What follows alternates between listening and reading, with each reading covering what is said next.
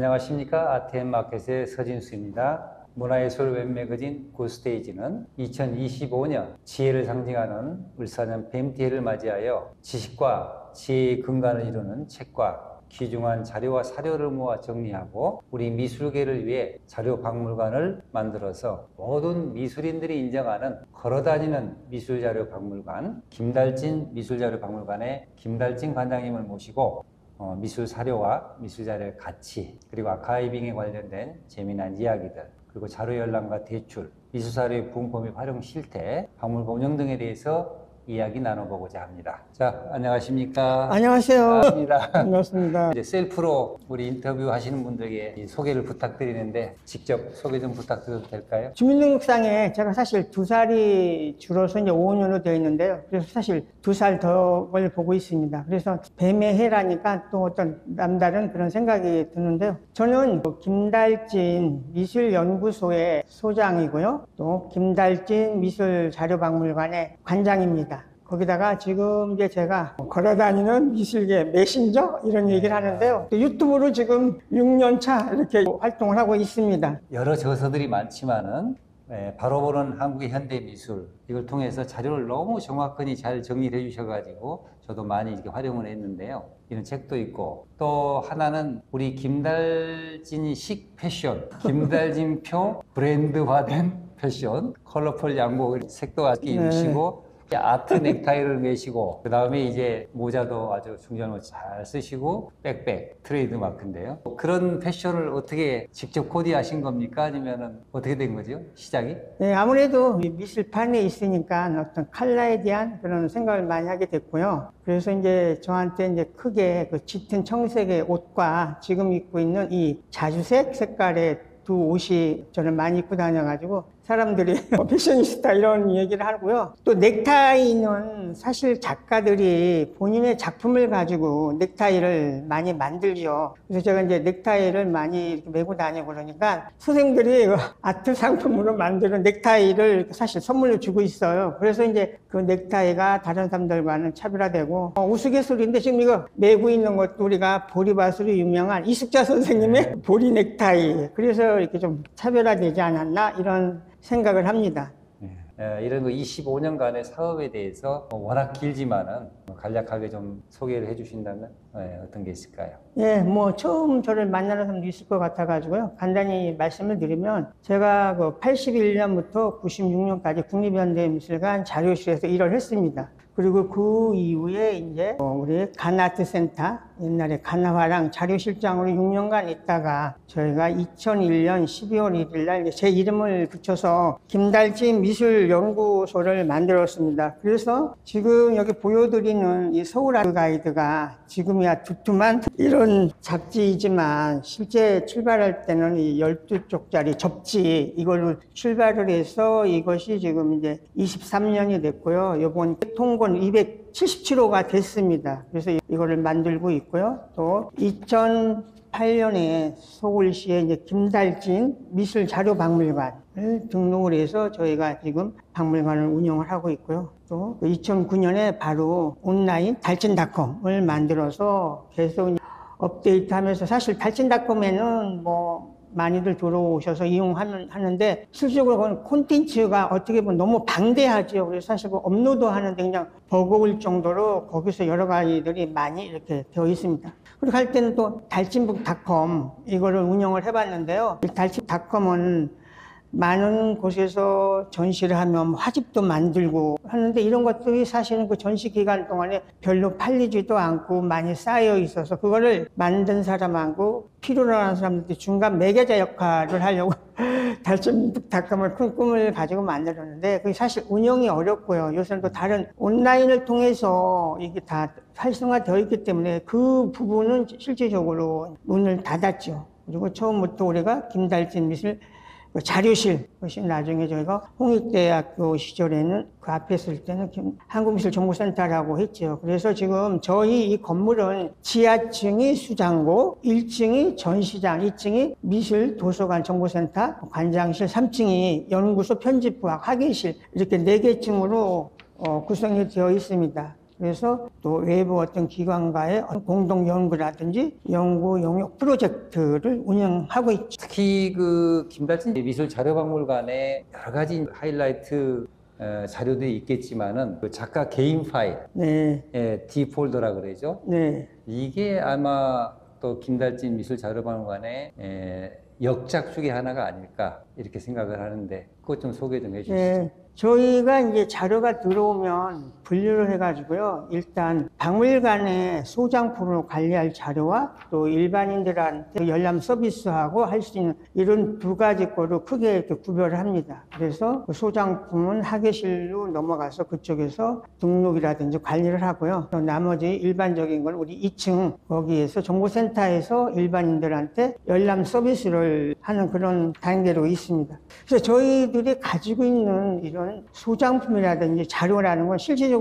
파악하기가 어려울 정도 아웃으로 얘기할 수밖에 없는데요. 저희들은 크게 어떤 지금까지 해방 이후에 한국에서 발행됐던 어떤 미술, 단행본, 개인 화집 이런 거를 주축해서 거의 1만 권 이상 되는 것 같고요. 또 우리가 얘기하는 무슨 그 잡지, 우리가 연속 간행문이라고 하죠. 잡지도 뭐 국내에서는 미술에 대한 잡지는 저희가 제일 많이 가지고 있죠. 그래서 그것도 이번 기회에 조금 파악을 해봤더니 잡지도 뭐 지금 나오는 거 폐간해가지고 1만 권 이상의 잡지가 파악이 됐습니다. 그리고 우리가 요새 학회 활동들을 많이 하는데요. 학회에서 나오는 학회지도 지금 1,700여 권이 되고 있고요. 또 뭐 리포트라든지 뭐 세미나 초록 뭐 이런 거는 수를 세어릴 수가 없습니다.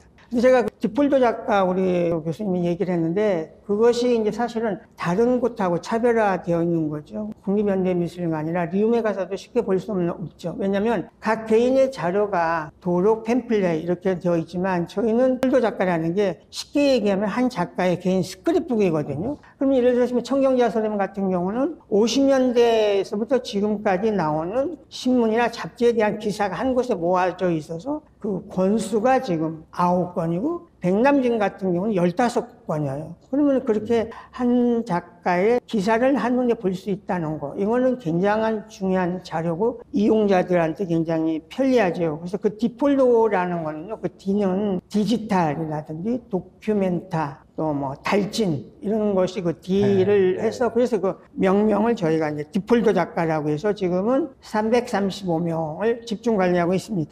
근데 여기 오면은 335명의 작가를 연구할 수 있는 그런 어마어마한 정말 아카이브와 이 다큐멘트와 그 다음에 자료들이 한 곳에 모여 있는 거나 마찬가지라고 봐요. 저도 단색화 미학을 말하다 책 쓸 때 우리 관장님께서 특별히 허락해 주신 그 5명의 작가론을 이렇게 쉽게 쓸 수 있었던 것도 이 디폴더의 영향이었기 때문에 제가 이렇게 특별히 질문에 하나 넣어봤습니다. 작년에 아주 2024년은 거의 황금기라고 말할 수가 있을 것 같아요. 너무너무 바쁘셨던 해가 아닌가 이렇게 생각을 하는데요. 작년에 있었던 주요 활동에 대해서 좀 말씀해 주시죠. 네, 작년이 저도 이렇게 돌이켜 봤을 때 가장 바쁜 해였던 것 같아요. 그래서 뭐 외부적으로는 서울특별시 박물관협의회 상임이사, 종로사립박물관협의회 이사, 자문박 문화포럼 이사고요. 또 충주시립미술관의 작품가치평가위원회, 종로구 미술관 운영위원회 운영위원 이런 거는 그 기간이 한 2년 동안 주어집니다. 그리고 위원을 활동하고 있고요. 그러면서 이제 여기저기 뭐 심사, 자문 이런 거를 나갔던 거를 저는 이거를 항상 굉장히 또 제가 하는 일이 꼼꼼하기 때문에 정리를 하는데 작년 같은 경우 그 심사, 자문이라는 이런 게 나갔던 것이 9번을 나갔고요. 또 외부에 실력으로는 제가 기고라고 아까 글을 많이 쓰는 편인데요. 이 월간 춤이라고 이게 지금 뭐 우리 춤 공연에서 대표적인 잡지인데 사실 여기에 제가 2000년도부터 해서 올까지 하면 6년 차 들어서는데요. 여기에 매월 미술살롱이라는 거에 제가 고정 필자로 글을 쓰고 있고 또 작년에는 대전에서 나오는 중도일보의 오피니언 안에 칼럼을 6번을 썼습니다. 거기에 그치지 않고 바깥에 특강, 세미나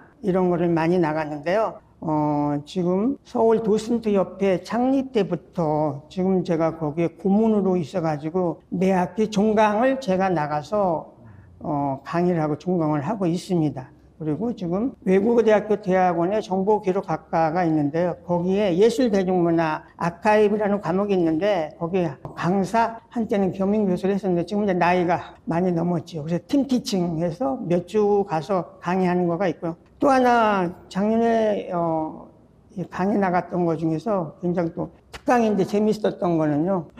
삼성미술관 리움에서 특강 요청이 들어와서 거기를 갔는데요. 제가 이제 좀 준비를 해가지고 갔습니다. 그래서 리움이 뭐 전시라든지 이런 거에 대해서는 굉장히 잘하고 있는데 아카이브를 어떻게 확대시킬 건가 이제 그런 거에 대한 얘기를 했는데 제가 이제 그날 준비를 해가지고 간 거가 홍라희 전 관장님은 다 아실 거예요. 홍라희 관장님이 뭐 서울대학교를 나왔다. 그건 일반적으로 아는 얘기인데 사실 이제 홍라희 관장 서울대학교 응용미술과 지금으로 얘기하면 공예과죠. 거기를 나오셔가지고 1965년에 국전에서 입선을 했어요. 그리고 또 60년에 특선을 했는데 그 국전 도록의 입선과 특선에 대한 작품 사진을 찍어가지고 그날 제가 특강을 하면서 이걸 보여줬죠. 그랬더니 이제 거기서도 사실 깜짝 놀랐죠. 막연히 알았던 건데 그 당시에 입선과 특선했던 작품 사진을 공개를 하니까 그래서 야 아카이브라는 게 정말 이렇게 가치가 있고 실제적인 것을 증명을 한다. 그래서 그날 굉장히 좀 화제가 됐기도 했습니다. 그래서 그런 거가 뭐 한 14번 나갔고요. 하여튼 뭐 여러 가지 일들이 많이 있었습니다. 또 이게 지금 한 5년째 지금 뭐 활동을 하고 계시는데 뭐 이 덕후라 그러죠. 한 우물을 파는 사람들을 이 덕후들은 되게 특징이 있거든요. 이게 그래서 어렸을 때부터 뭔가 모으고 사셨지 않았을까 이런 생각이 많이 들어요. 그래서 뭐 여러 개 얘기가 나왔지만은 우리 오늘 모은 것 중에서 우리 김달중 미술 자료박물관 미술연구소가 가지고 있는 좀 이렇게 희귀하고 재미난 좀 이렇게 보물들을 조금 소개를 했으면 좋겠어요. 여기 이제 보여드리는 것이 1891년이니까 지금으로 얘기하면 134년 전의 자료죠. 이거는 조선 아동화담이라고 해가지고요. 일본의 이시야 타미지라는 사람이 이걸 쓴 책이에요. 그래서 일본 학령관에서 나왔고요. 이거는 그 시절에 조선의 아이들이 어떻게 놀았는가를 이렇게 책으로 엮은 건데요. 여기 또 재미있는 거는 여기에 그림이 우리 그 풍속화가로 유명한 기산 김중근 그 사람의 그림을 이렇게 지금 이 책 속에 어떤 도판 10점의 칼라 여기에 도판이 들어있거든요. 그래서 그 아이들의 노는 모습이 이렇게 이런 노는 모습 이런 것들이 10점의 기산 김중근이 그걸로 실려져 있는 이런 거죠. 그래서 이것이 굉장히 오래된 이런 거고요. 또 재미있는 거는 이걸 가지고 저희가 2005년에 민속원이라는 곳에서 이걸 영인본으로 만들어냈어요. 그래서 일본어로 되어 있는 그거를 그대로 싣고 앞에 표지만 한글로 바꾼 그리고 거예요. 뒤에다가 지금 사람 우리들이 볼 수 있게끔 한글로 이렇게 수록을 했죠. 그래서 이거는 굉장히 의의가 있죠. 왜냐하면 일본어 때문에 우리가 접근하기가 어려웠는데 원문을 그대로 싣고 뒤에 해서 그래서 조선 아동 화담이 중요한 그런 자료이고요. 그러니까 우리말로 하면 지금 한국의 어린이 그림에 관한 이야기네요. 아동 화담이라는 아동화 담이 됐죠. 그리고 또 여기 보여주고 싶은 거는 우리 그 서화협회 해보라고 해가지고요. 이건 1921년하고 22년 두 번 나왔습니다. 근데 이거를 지금 1호하고 2호를 다 가지고 있는 것은 아마 저희가 유일하다고 지금 얘기가 되고 있고요. 2019년에 국립중앙박물관에서도 이거를 저희 거를 대여해 갔는데요. 이게 서화협회 해봅니다. 그래서 이거는 별도로 다른 사람이 이렇게 표지를 했었던 거고요. 이것이 이제 서화협회 해본데 이게 그 유명한 우리 안충근 선생님이 소장하고 있었던 건데 이것이 코베이 경매로 나왔고요. 이거 정말 또 재밌는 에피소드가 이거는 그 당시에 코베이에 나와 있는데 서진수 교수가 저한테 이것이 있다 라고 소개를 해서 사실 코베이 경매에 가서 이게 굉장한 경쟁을 물리치고 이렇게 해서 이것이 지금 나와 있는데 이건 사실 100년 이상이 된 거기 때문에 사실 만지기도 어렵고 이게 좀 다스러지거든요. 그래서 여기 오른쪽에 남해 안충근 선생님의 지금 장서인이 찍혀 있죠. 그래서 이것이 또 우리 그 미술사를 연구하는 학생들이 우리 근대 미술을 연구를 하려면 제일 많이 보게 되는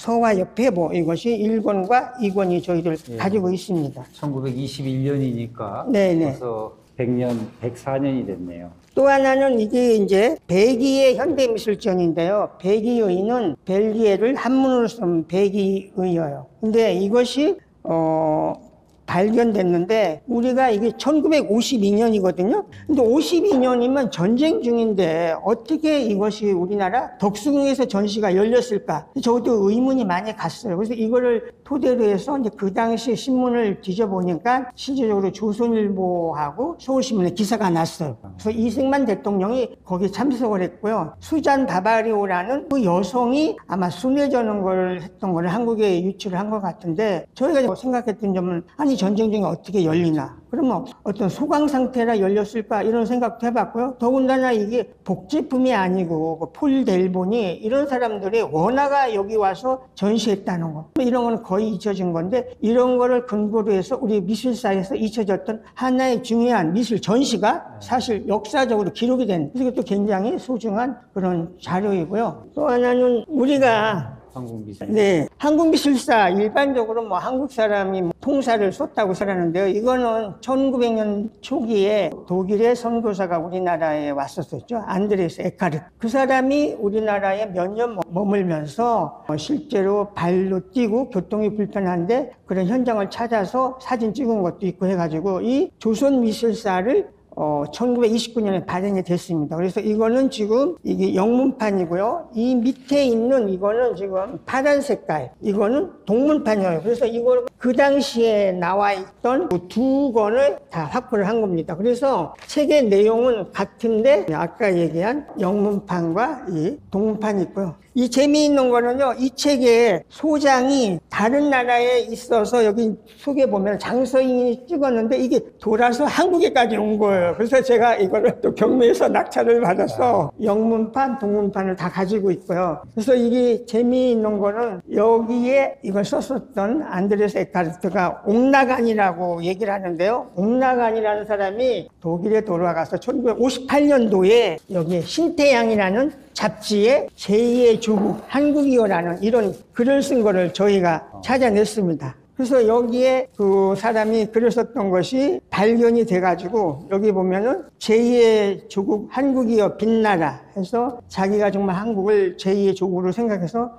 독일에서 돌아가서 몇십 년 만에 또 한국에 대한 얘기를 썼는데 이것이 바탕이 돼서 2002년에 KBS2의 다큐훈이라는 프로그램에 액트의 제자가 여기 와서 이거를 찾아보면서 이야기가 시작이 됐어요. 그래서 여기서 시작이 돼서 그 다큐멘터리가 한국, 독일, 일본 이렇게 전 세계를 돌면서 그 얘기를 해서 2002년 3월 달에 그것이 다큐온에서 방송이 됐네. 그거의 출발점이 후배 덕성여대에 와서 가르치고 했던 그 제자가 여기 와서 이 책을 찾아서부터 했어. 그래서 어떤 일이 일어나게 되면 확산이 되는 이런 제공을 해주는 것들이 또 저희가 해왔던 어떤 큰일이 아닌가 이런 생각을 했습니다. 그리고 거기서 그 에카르트가 쓴 이 책을 우리 미술사학자 권영필 선생님이 74년 후에 2003년에 열화당에서 에카르트의 조선미술사를 우리 책으로 이렇게 번역을 해서 냈죠. 그래서 이렇게 어떤 것들이 쌓여서 또 역사적으로 발전이 되고 확산이 되고 그래서 이렇게 해서 우리나라의 조선미술사, 한국미술사가 이렇게 정리가 됐습니다. 이거 희귀본 하나만 가지고 있어도 참 어마어마한데 이런 다양한 희귀본들을 그야말로 5대 보물을 이렇게 공개해 주시고 설명해 주셔서 감사드립니다. 자, 이렇게 희귀본 구입이랄지 또 전기 간행물을 빠뜨리지 않고 또 전부 이게 결본 없이 채우려면은 이 비용도 만만치가 않을 것 같아요. 근데 이렇게 이 서울아트 가이드, 그다음에 이제 무슨 대출, 자료 대출에서 들어오는 수입 이런 거 가지고는 턱없이 부족할 것 같은데 어떻게 그동안 운영을 하셨고 주 수입원이 어떻게 되는 건지 집 다 파신 거 아니에요? 그분이 정말 그 부분이 정말 중요한 부분인 것 같은데요. 저희는 사실 김달진 미술연구소나 자료박물관의 재정의 운영 85%? 거의가 다 서울 아트 가이드라는 이 잡지에 사실 광고를 받아서 광고비로 의존하면서 이걸 꾸려간다는 거가 굉장히 참 사실 어려운 상황이죠. 특히 우리가 다 아는 이야기지만 요즘은 신문이나 잡지, 어떤 종이의 세락? 그러니까 광고의 어떤 패턴도 이 잡지에 광고하는 것보다는 온라인이나 사실 SNS로 많이 넘어갔죠. 그래서 그런 거에 대해서 굉장히 어려움이 크고요. 그래서 또 우리가 이제 김달진 미술자료박물관이라는 그런 후원회가 공식적으로 있어서 그쪽에서 후원금이 들어오는데 그래서 그 사실 도움을 많이 받았죠. 근데 이게 또 우리나라는 아직 이런 것 메세나라든지 후원이라는 거가 한계가 있기 때문에 정말 김달진이 몇십 년간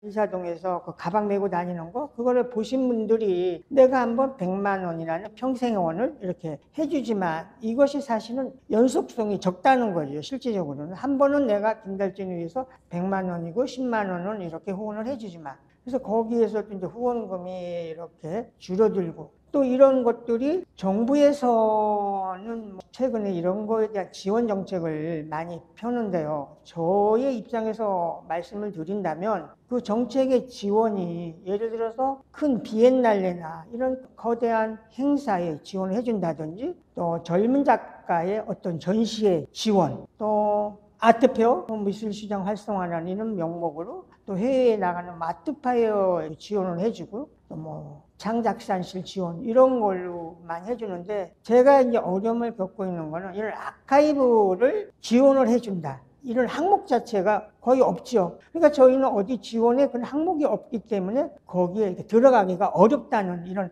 한계점을 가지고 있습니다. 그래서 어쨌든 최소한의 비용이라든지 어떤 경우 저희가 참 이런 얘기까지 말씀을 드려야 되는지 모르지만 직원 중에서 원하는 사람은 사실 저희가 몇몇 직원은 4.5일제를 사실 도입을 했습니다. 그렇게 해서 근무하는 직원이 있고 그래서 어쨌든 최대한 경비 줄이고 하는 거고 그렇다고 또 다른 돌파구를 찾지만 우리가 알다시피 미술 쪽에서는 돈을 만든다는 게 쉬운 일이 아니어서 그래서 항상 고심을 하고 있어서 많이 힘이 빠졌죠. 결국 그래서 우리 김달진 관장님, 소장님은 소중하다고 저는 생각을 해요. 그래서 아마 제가 이제 지금 말씀드리고 싶은 것은 우리 관장님의 공헌에 대해서 수상 얘기를 좀 잠깐 해보려고 이렇게 순번을 정해놨는데요. 워낙 성실하시고 부지런하시기 때문에 국립현대미술관에 근무하실 때 벌써 모범 공무원 수상을 하셨잖아요. 그 다음에 이제 2010년대에 들어와가지고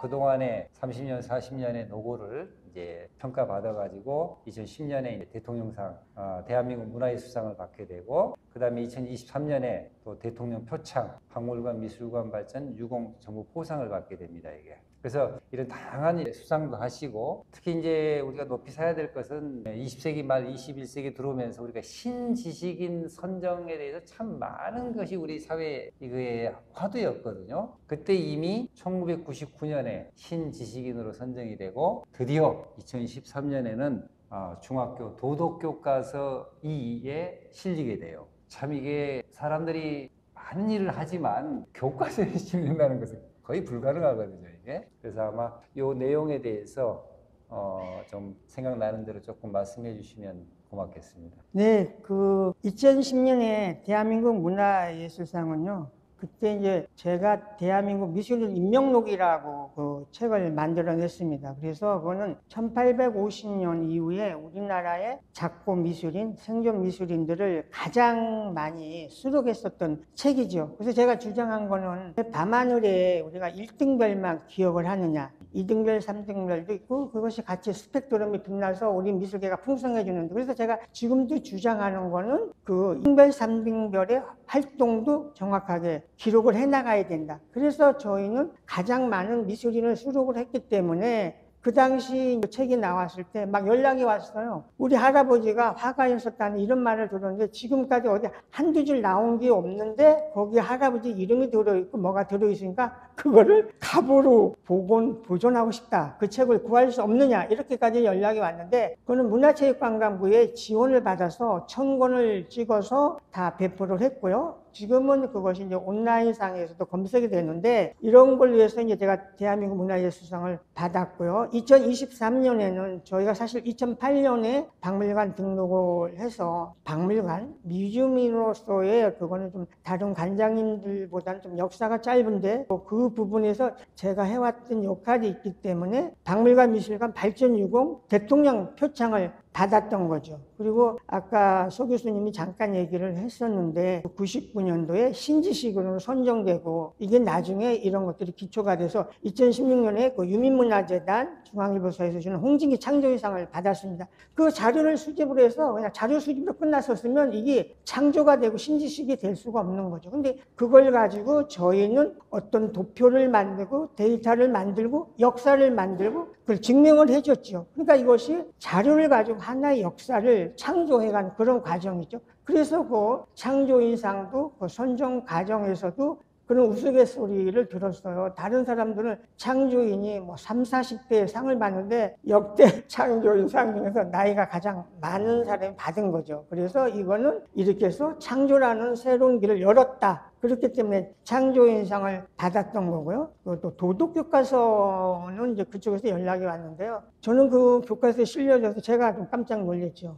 왜냐하면 우리가 옛날에 도덕교과서 하면 위인들이나 바른 생활 이런 얘기가 실려졌는데요. 중학생인데 벌써 중학생들한테 직업 속 가치 탐구, 직업에 대한 얘기를 해요. 그래서 그 얘기가 뭐냐면 중고등학교 때부터 신문 쪼가리 이런 걸 모아가지고 아키비스트라는 새로운 직업을 만들었다. 그 사례로서 중학생들한테 직업에 이런 가치가 있는 게 있다는. 그래서 저도 깜짝 놀랐는데 거기에 이제 사실 교과서에 제가 수록이 돼서 굉장히 정말 의미가 있다. 이런 생각을 했습니다. 이번대 미술관의 아주 인기 유명 해설사이고 최근에 뭐 유튜브와 인스타에서 아주 활발한 활동을 하는 활동하시는 그 김재희 씨가 김달진 한국미술 아카이비스트라는 책을 써가지고 작년에 출판 기념까지 했는데 아주 그날 저도 참석해서 너무 뿌듯한 거예요. 그리고 자신의 일을 자서전을 쓰는 분들이 많은데 사실은 살아있는 사람을 다른 사람이 책 써주는 것은 쉽지 않거든요.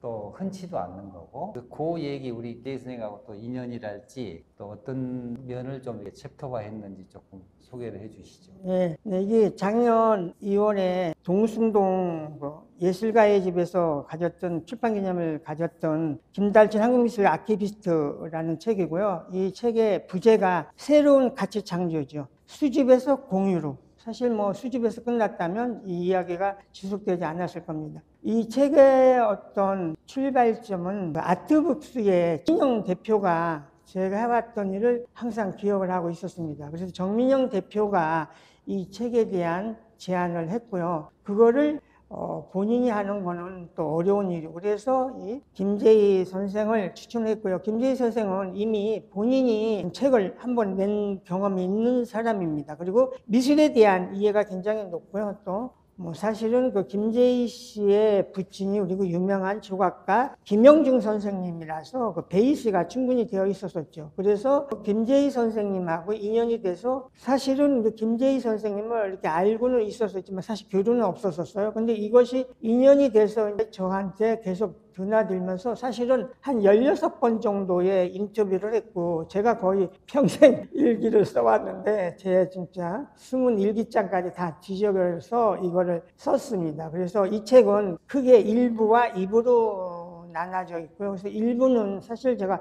초등학교 4학년 때 어머니가 돌아가시고 그러면서 이제 성격이 굉장히 좀 여성스럽다고 할까요? 내성적이고 그러면서 이런 자료 수집을 했죠. 그래서 그 출발점 자체가 제가 뭐 그림을 잘 그린다든지 미술을 알았던 것도 아니고 옛날에 우리가 주부생활이나 이런 데 모나리자나 뭐 피카소 그림 나오면 그 화보 하나 뜯어 모았던 거 그런 것이 출발을 해서 자료를 모아서 새로운 가치 창조를 했다는 거고요. 그 2부에서는 공유죠. 지금까지 열심히 모았는데 이거를 어떻게 활용을 하고 또 이거를 후세에 어떻게 남겨줄 건가 이런 공유에 대한 걸 2부로 했고요. 거기에 이제 간간히 사람들을 만났던 에피소드, 저도 사실은 지금 타계하신 이경성 관장님을 만나지 않았었다면 제가 사실 이렇게 성장할 수 없었겠죠. 은인, 어떻게 보면 멘토를 만나서 미술계에서 이렇게 자리 잡아갔던 얘기, 또 아까 얘기했던 어떤 자료 수집에 대한 에피소드, 이런 것들이 충분히 이 책에 녹아져 있고요. 그리고 이 책에 나왔을 때 정말 많은 미술계 분들이 본인의 일처럼 굉장히 환영을 해주셨죠. 우리 문학의 마당발이라고 하는 김종규 한국박물관협회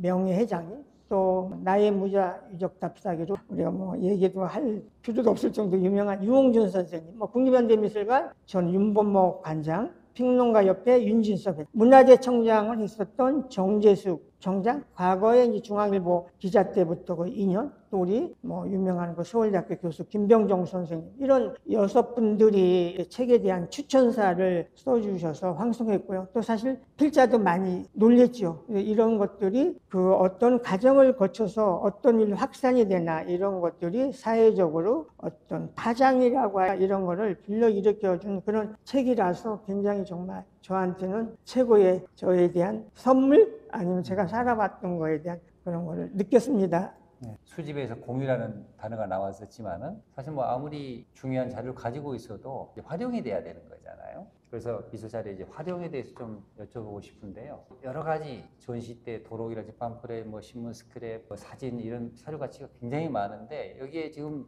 방문하는 그 자료를 원하는 사람들, 요청자들도 굉장히 다양할 것 같아요. 전반적인 걸 좀 소개해 주시죠. 네.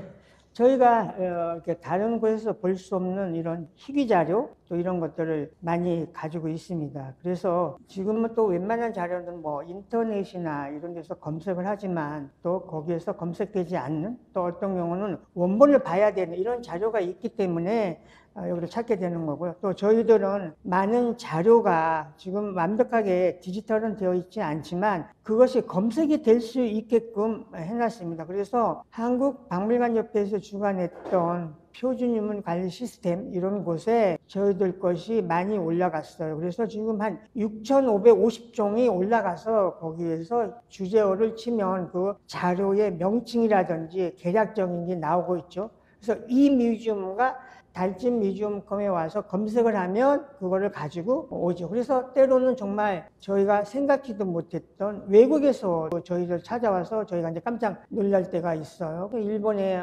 계신 교수 한 분은, 그분의 논문의 주제가 동남아 이쪽에 미술 교육에 대한 이런 주제로 하는 분이었는데요. 그래서 우리가 이제 사실 미술 교과서를 일본 일제 강점기부터 제일 많이 가지고 있으니까 그분이 미술 교육에 대한 연구를 하는 분인데 사실 미술 교과서를 안 볼 수가 없죠. 그렇게 온다든지, 또 영국의 샤리 돌릿, 뭐 한국에도 많이 알려진 분이죠. 이런 분들이 자료를 찾으러 이제 저희들한테 오죠. 활용이 되고 있고요. 또는 외부에서 전시를 할 때 그 자료를 저희들한테 대여를 요청을 해 오는 거죠. 국립현대미술관에서 전시를 할 때 거기에 없는 이런 자료 대여를 요청을 온다든지 하면서 이것이 또 저희가 협업 전시가 이어지는데요. 작년에 그 인천에서 갤러리 파이 영종이라고 화랑이 개관하면서 거기에 이제 저희들 자료, 또 저희가 사실은 자료 말고도 뭐 많지는 않지만 또 작품을 저희가 소장하고 있죠. 그래서 일부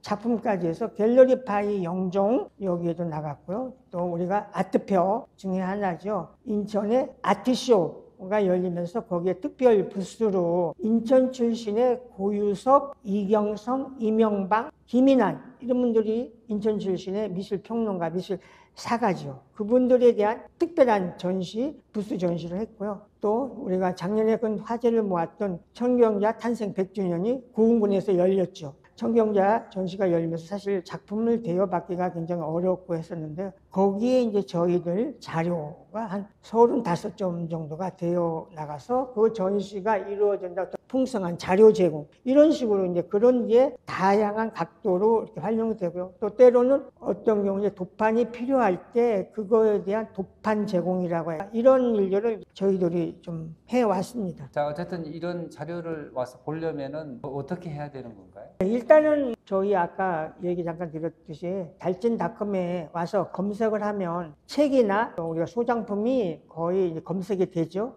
그래서 그걸 꼭 열람할 필요가 있다면 저희가 지금 2층에 정보센터를 운영을 하고 있지만 사실 좌석이 한 좌석밖에 없기 때문에 저는 예약제로 바꿨습니다. 그래서 그거를 이메일이나 전화상으로 신청을 해서 그 약속한 날짜에 와서 보시면 되고요. 그리고 거기에서 이제 보면서 어떤 필요한 거는 복사를 뜬다든지 또 어떤 경우는 스캔을 받아야 될 거, 그러면 그거에 대한 소정의 저희들이 받는 또 일종의 복사료라고 해야 될까요? 그런 거를 지불을 하시고 그거를 이제 이용하시면 되죠. 그래서 그런 거에 대해서 저희가 옆에서 이제 직원들이 많이 도움을 줘서 이렇게 보는 데 불편함이 없이 이렇게 해서 그거에 대한 어떤 크기라든지 또 연도에 대한 그거를 어떤 규정에 의해서 어떤 그런 복사료 이런 제공하는 거 이런 거에 대한 것이 이렇게 받고 있습니다. 아까 쭉 말씀하셨지만 국내뿐만 아니라 해외에서도 이제 이런 자료들을 보고 싶어 하고 실제 또 이렇게 좀 더 확대된 또 연관된 자료들을 원하는 분들이 많을 것 같아요. 이게 이제 그러려면 지금 이제 책이나 이렇게 뭐 사진 이런 걸로 돼 있는 것을 전부 이게 디지털화해야 되는 작업이 이게 어느 도서관이나 박물관의 가장 핵심적인 사항인 것 같아요.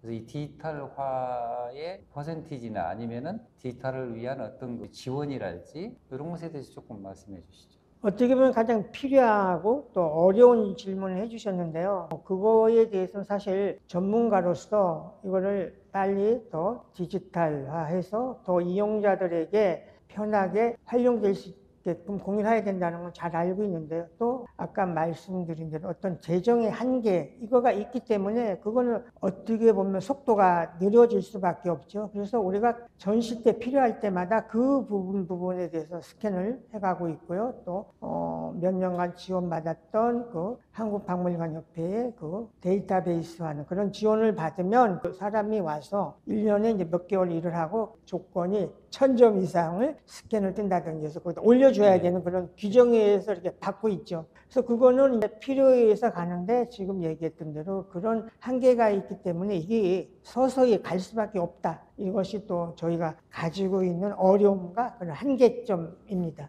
그 다음에 자료 수집하는 방법에서 이제 기증을 해오시는 분들도 있고 또 필요에 의해서 구입을 해야 되는 방법도 있고 이제 이러는데 대표적인 기증자랄지 아니면은 이제 주로 특히 이제 희귀자료 같은 거 일반 자료야 많이 구입이 쉽겠지만 이런 그 구입 방법에 대해서 좀 해주시죠.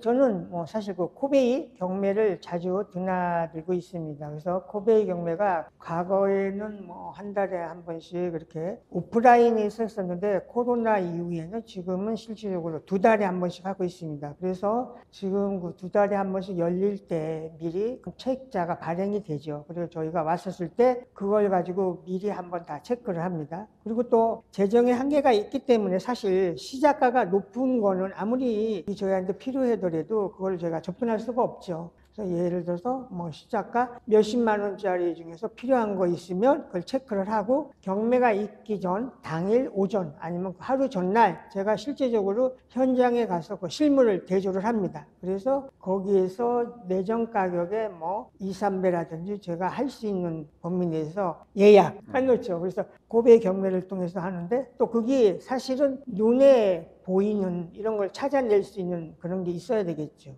그래서 뒤적이다 보면 생각지도 않고 그 사람들이 앞에 소개하지 못한 건데 그 책 속에 중요한 어떤 거가 숨어 있는 경우도 있죠. 그걸 찾아내는 것이 또 해안이겠죠. 그래서 하고요. 또 하나는 이제 외부에서도 기증이 들어오죠. 그래서 작년 같은 경우 박서보 재단에서 박서보 선생님하고 관련된 저희가 미처 수집하지 못했던 이런 포스터를 다량으로 박승호 이사장님이 기증을 해주셨습니다. 그런 경우가 있고요. 또 표현그룹이라는 그런 미술단체에서 가지고 있었던 이런 자료를 기증하기도 했고요. 또 마이아트 옥션에서 몇 점의 작품을 기증을 해주셨어요. 이게 참 쉬운 일은 아닌데 그 근대 작가의 작품이 너무나 낮은 가격에 거래가 되는 것이 안타깝다. 이런 건 오히려 박물관에 소장이 돼서 빛을 봐야 된다 해가지고 우리 근대 작가 몇몇 작가의 작품을 공산구 대표가 정말 이렇게 큰 저기를 해서 기증을 해준다. 이런 사례가 있습니다.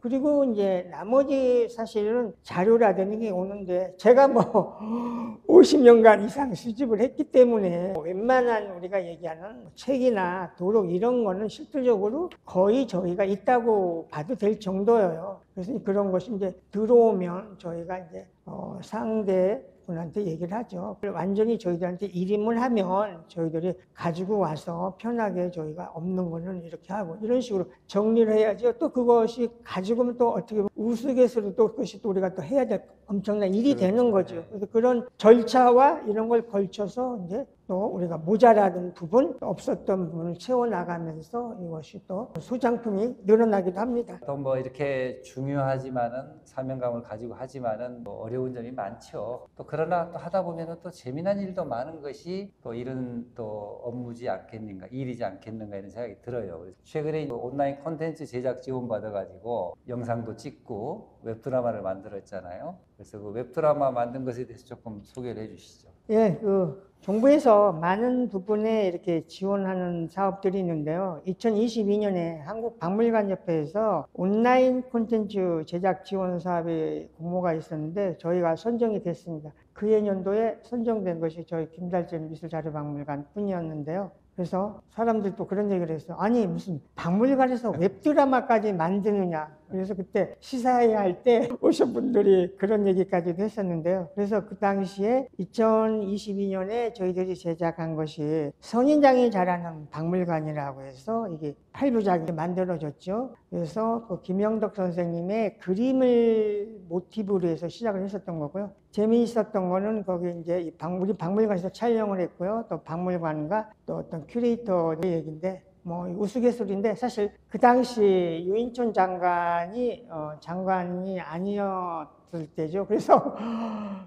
지론해가지고 뭐 관장 역할도 했었고요. 저는 거기에 잠깐 자동차 안에서 얼굴이 나오는 이런 씬도 찍기도 했었습니다. 그리고 그 이듬해 2023년에 칼라업이라고 하는 또 하나의 웹드라마를 제작을 했어요. 그래서 이거는 6부작으로 만들어졌는데 이게 안타깝게 지속되지 못하고 내년도에 그 사업이 종료가 됐죠. 그래서 작년에는 뭐 이런 사업 자체가 없어져서 좀 안타깝게 생각했는데 그래서 그런 웹 드라마까지 제작해서 이 박물관의 어떤 역할 또 박물관들이 지금은 교육이라든지 이런 쪽으로 많이 확산이 되고 있거든요. 그래서 새로운 어떤 모델을 보여줬던 그런 계기가 되기도 했었습니다. DJ 뮤즈 얘기를 좀 해야 될 것 같아요. 사실 이제 시대가 이 책 아날로그의 시대로부터 이제 영상 디지털 시대로 넘어가기 때문에 또 서비스를 제공한다는 입장에서 정말 열심히 발품도 파시지만 이렇게 또 영상 또 유튜브도 할 수밖에 없는 그런 상황일 것 같아요.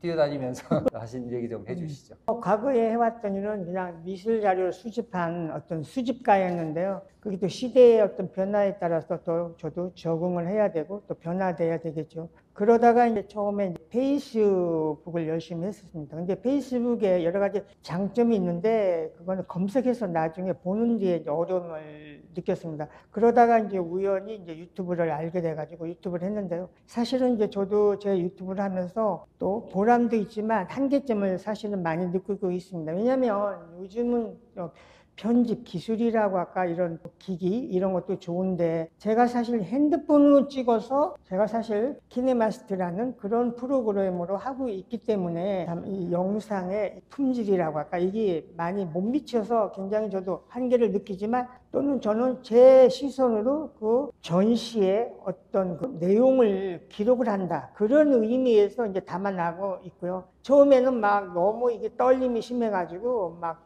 주위에서 그만둬라. 사실 이런 얘기까지도 들었는데 이제 지금은 많이 그래도 좋아졌고요. 그러다 보니까 지금 제가 이걸 체크를 해봤습니다. 그래서 유튜브 뭐 구독자 이게 사실 우리가 유튜브라는 것이 무슨 뭐 먹방, 정치판, 연예계 아니면 굉장히 어렵죠. 그래서 저 같은 경우는 지금 구독자가 3,914명이니까 뭐 한 4,000명쯤 되고요. 사실 동영상을 3,360건을 올렸더라고요. 사실 이게 말이 3,000건 이상이지 이건 엄청난 시간과 노력, 더 심하게 가면 노가다라고 얘기할 수 있겠죠. 이렇게 많이 올렸고요. 지금 페이스북 팔로워는 5,981명, 인스타그램은 저는 사실은 유튜브와 페이스북에 집중하기 때문에 인스타그램은 그냥 어쩌다 한 번씩 잊어버리지 않게 올려주는데 팔로워가 한 2,181명 정도 되어 있습니다. 그리고 별도로 연구소에서 운영하는 트위터의 지금 팔로워가 39,850명이고요. 또 연구소의 페이스북이 별도로 운영이 됩니다. 그래서 4,700명 정도 되고요. 저의 유튜브의 콘텐츠는 크게 4가지로 구성이 되어 있습니다. 김달진이 가다는 실제적으로 제가 전시장에 가서 찍고 또는 인터뷰를 하는 이런 거고요. 또 미술계 소식을 중심으로 보여주는 거고요. 또 김달진 미술사 이야기, 또 어떤 작가를 집중적으로 소개하는, 이건 아트코리아 방송하고 같이 협업을 해서 우리 디폴도 작가의 그 자료를 가지고 작고 작가를 중심으로 그 사람의 생애를 정리하는 이런 4가지 콘텐츠로 해가지고 지금 이렇게 구성이 되어 있고요. 또 하나는 저는 현장을 굉장히 많이 띱니다. 그래서 작년 같은 경우 전국에서 8개의 비엔날레가 열렸는데 그 현장을 6군데 가고 올해 이제 1월 달에 대전 과학예술 비엔날레까지 가서 사실 7개를 간 거죠. 그래서 거기 가서 실제 현장에서 찍어서 유튜브까지 방송을 했죠. 그래서 지금 우스갯소리로 뭐 기자 간담회 이제 부지런히 쫓아가고, 사실 거기 가서 보면 어떻게 보면 기자들 중에서 뭐 나이가 중요한 건 아니지만 제가 제일 나이 많이 먹은 기자죠. 현역 기자인데 그런 역할을 하면서 필요에 따라서는 저는 페이스북이나 유튜브에서 라이브 생중계가 되기 때문에 저는 즉석에서 이렇게 보내줍니다. 그래서 지난번에 청경자 같은 경우 고흥에서 했는데 며칠 지나니까 2,000명이 조회를 했어요. 그래서 깜짝 놀랐어요. 그래서 요새는 정말 이런 어떻게 보면 그게 반드시 좋은 건 아니지만 이 속도 경쟁 시대죠. 정보라는 것이. 그래서 그만큼 저에 대한 SNS의 활동이라든지 유튜브 활동이 미술계에서 필요로 하다. 또 그렇게 많이 이용되고 있다. 이런 것 때문에 이제 사실은 줄여야 된다고 생각을 하면서 사실 줄여야 되겠죠. 그런 장점과 한계점을 가지고 있습니다. 뭐 약간 이제 수입하고도 관련돼 있는 문제인데요. 이게 외부 이제 연구 프로젝트를 지금 수행하고 있잖아요. 그래서 네. 또 이게 없으면은 또 자료 활용도 면도 그렇고 수익 면도 그렇고 상당히 쉽지 않을 것 같아요. 그래서 그 외부 연구 프로젝트에 대해서 조금 소개를 해주시죠. 네. 일을 하다 보니까 이제 지금 그 지방자치제 시대라서 도나 시에서 미술관 건립을 많이 계획하고 또 진행되고 있습니다. 그러려면 그 지역에 어떤 미술사가 정리가 돼야 되는데 그런 도시에서 그런 거에 대해서 관심이 없기 때문에 사실 준비가 전혀 되어 있지 않죠. 우리는 기본적으로 베이스에 많은 자료를 가지고 있기 때문에 그런 연구 용역이 나오면 저희들이 그거를 받을 확률이 충분히 많이 있죠. 그래서 작년 같은 경우 사실 이제 저희 박물관 체제가 제가 있고 또 저희 집 아들이 이쪽을 전공을 해서 지금 큐레이터 자격증을 가지고 있습니다. 또 오랫동안 제가 해왔던 일을 옆에서 보고 했기 때문에 그래서 작년 같은 경우는 크게 4건의 이런 5건이 되네요. 이런 프로젝트를 했는데요. 그 평택 미술실태 기초자료조사에서 평택 미술사, 평택 미술관 궁극적으로 만들어주는 거죠. 이거는 평택 예총에서 했었던 건데요. 이것이 한 건이 있었고요. 또 천안 시립미술관에서 얘기하는 천안미술사 기초자료조사 2단계 두 번째 일을 했고요. 또 천경자 학술연구 용역, 천경자에 대한 저희가 자료를 대여도 해줬지만 천경자에 대한 에세이 8건, 단행본 도록 8건, 팸플렛, 리플렛 17점, 잡지기사 14점, 신문기사 이걸 디지털해서 그쪽에다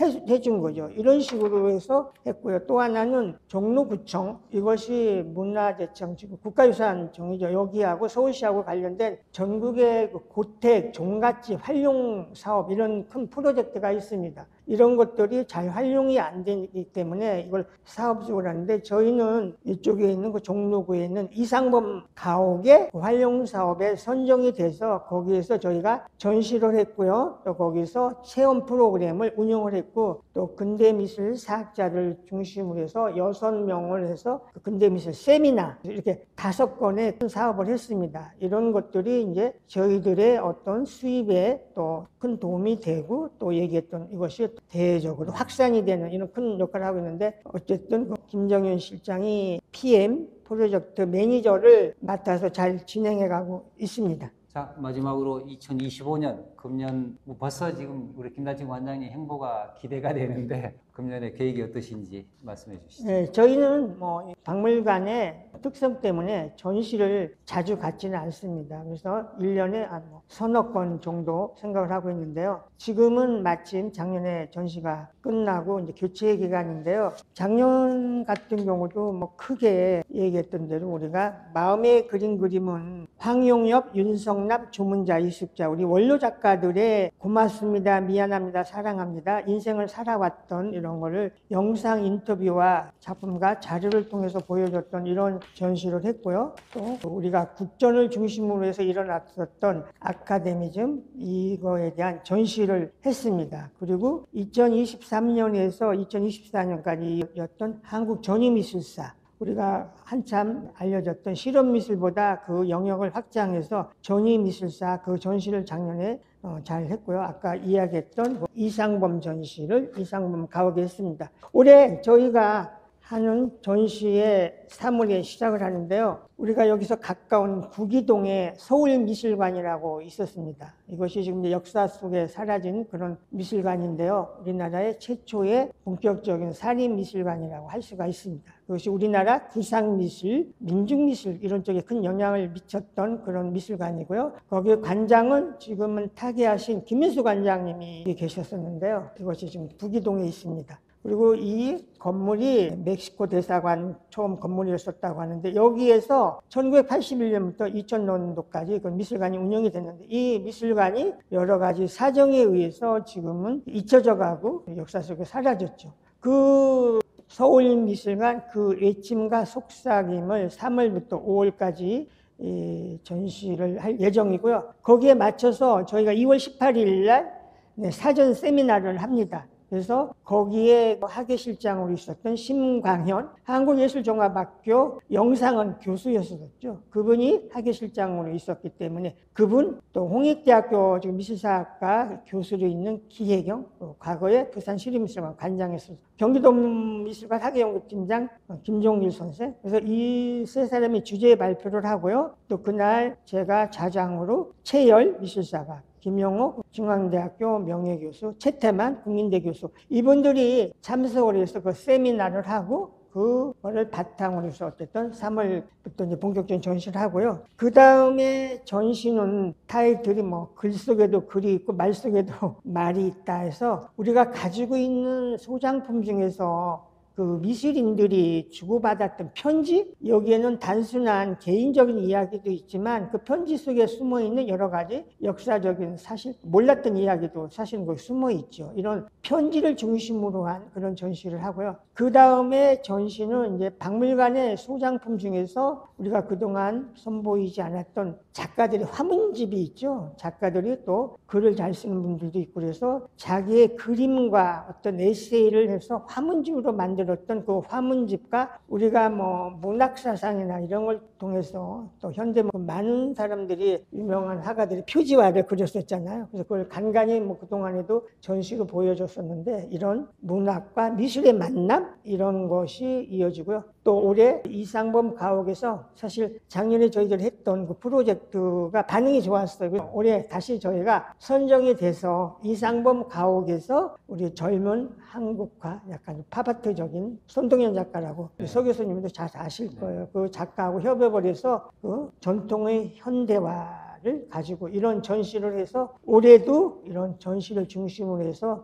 잘 꾸며나가도록 하겠습니다. 자, 지금까지 55년간 수집 인생, 그리고 미술 전시가 열리는 모든 곳에 반드시 나타나서 격려해 주시고 또 좋은 자료를 또 이렇게 소장해 주시는 우리 김달진 미술자료박물관의 김달진 관장님과 얘기 나눠보았습니다. 사실 55년이라는 세월의 얘기를 이 짧은 한 편의 영상에 담기에는 너무 부족하지 않는가 이렇게 생각을 합니다. 5부작, 10부작을 해도 부족할 텐데 이렇게 짧은 기간에 잘 요약해 주셔서 고맙습니다. 어느 시대 어느 곳이든 든든한 창고가 있을 때 문화예술이 장달되고 또 빛을 발휘한다고 이렇게 얘기를 합니다. 우리 김달진 미술자료박물관이 가지고 있는 이 수없이 많은 보물 같은 보석 같은 이런 자료들이 무한히 확대 재생산되고 또 많은 분들이 그로부터 좋은 아이디어로서 우리의 그 미술과 문화예술이 발달되기를 바랍니다. 자, 오늘 관장님 바쁘신데 출연해서 대단히 감사드립니다. 네, 이런 또 좋은 기회를 주셔서 감사합니다.